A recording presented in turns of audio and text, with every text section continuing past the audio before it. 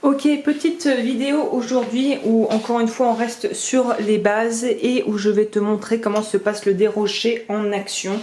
Donc voilà une bague qui doit être nettoyée avant de pouvoir être pré-polie puis sertie, enfin puis polie puis sertie. On ne met jamais de pierre dans les soudures sauf les diamants et bon moi je préfère éviter en règle générale, et on ne met certainement pas de pierre dans le dérocher ou de perles. Donc là voici une bague qui vient d'être soudée, il y a plein de cochonneries dedans comme on peut le voir, je pense que ça se voit à l'écran, oui ça se voit bien. Et là, ça va nous permettre le dérocher, donc c'est en gros le nom qu'on utilise pour parler du processus de nettoyage du métal. Donc on va passer à cette étagère, enfin à cette partie-là de mon établi, où en fait ce que tu vois ici, où je vais mettre à l'intérieur avec une pince en laiton, c'est important que la pince soit en laiton ou en cuivre, mais surtout pas en fer.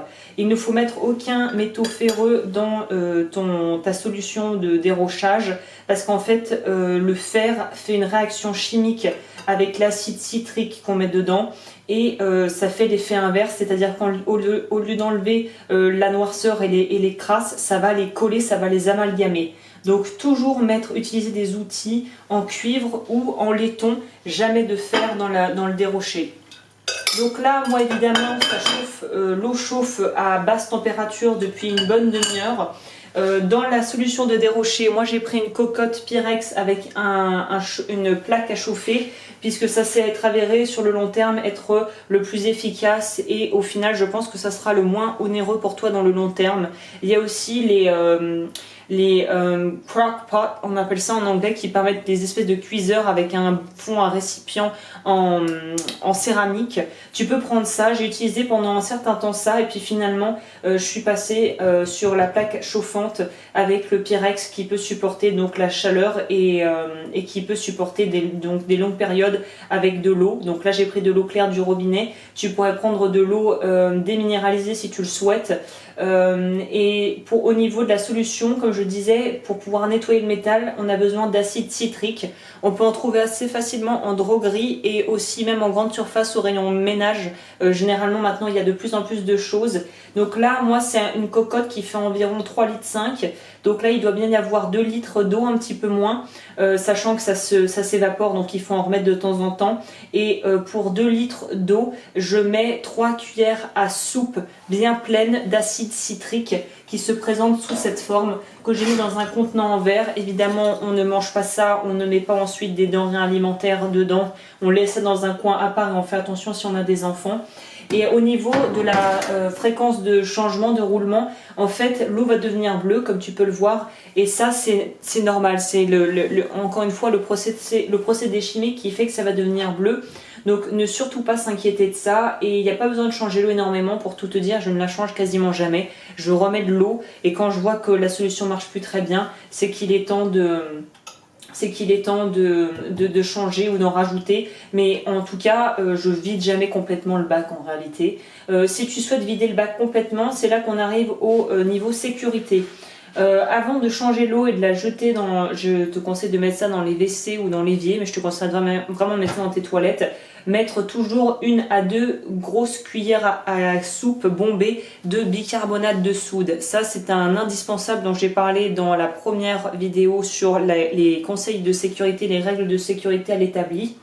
Donc vraiment, si tu veux changer quoi que ce soit qui est en rapport avec de l'acide citrique, pour casser l'effet justement nocif, il faut mettre en fonction voilà, de la quantité. Moi là, pour une quantité pareille, je mettrai au moins 2 cuillères à soupe de bicarbonate de soude à l'intérieur, que je mélangerai quand le liquide est froid, pas à chaud, parce qu'en plus ça bulle. Et ensuite j'irai mettre ça pour jeter ça dans les toilettes. Ce que tu vois à côté, c'est juste un récipient avec de l'eau claire, un Pyrex encore une fois, et dedans je lui ai également mis 1 cuillère à soupe de bicarbonate de soude. Comme ça, une fois que le bijou est nettoyé, je le transvase ici, c'est dur à dire ce mot, je le transvase ici pour casser tous les effets de l'acide citrique, et comme ça je peux le manipuler après, le sécher avec un chiffon, il n'y a pas de problème. Qu'est-ce que j'aurais pu oublier de te dire? Généralement voilà, la plaque ça va jusqu'à 7. Moi je mets à 3 généralement, et ça suffit largement pour garder l'eau chaude, pas besoin de porter l'eau à ébullition. Voilà. Donc, et là en même temps que je parle, on va voir, normalement on est à peu près bon. Il faut que ça devienne blanc. Donc c'est normal, ne t'inquiète pas, le mélange fait que le métal va devenir blanc, mais c'est juste une petite pellicule qui se forme. C'est pas du tout un truc qui est appelé à rester, et tu vas voir qu'après si tu utilises tes limes ou tes papiers emery, boum, ça va s'en aller. Donc voilà, bah écoute, je crois que je t'ai tout dit pour le dérocher.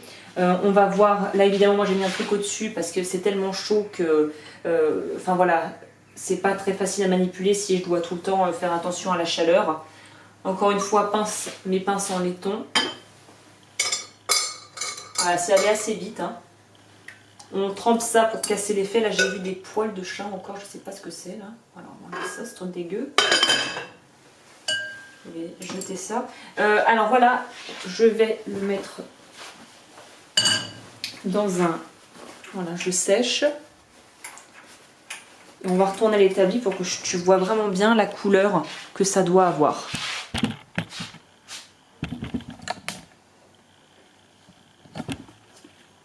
Donc voilà. Ça pourrait être encore plus blanc si j'avais laissé plus longtemps, mais on voit bien que ça n'a plus rien à voir et que toutes les traces de résidus de borax à l'intérieur de la bague ont disparu. Donc c'est magique. Et c'est une étape qui est obligatoire après chaque travaux de soudure, pas chacun, mais en tout cas quand tu as fait le plus gros ou quand il faut que tu reviennes et que tu reprennes sur des endroits, je te conseille de faire le dérochage assez fréquemment pour être sûr en fait de toujours avoir un métal propre, et travailler sur un métal propre c'est très important et ça va faciliter grandement les soudures qui pourraient arriver en plus si tu dois en faire des gros travaux. Donc voilà, je crois que je t'ai tout dit par rapport au dérocher. J'espère que cette vidéo te sera utile. Encore une fois, si tu souhaites en savoir plus sur la bijouterie, que tu débutes, tout en bas de la description, j'ai un icône, un lien avec la page qui te mènera à toutes les informations de bijouterie dont tu pourras avoir besoin. Et je te laisse sur ça et je te souhaite un bon apprentissage.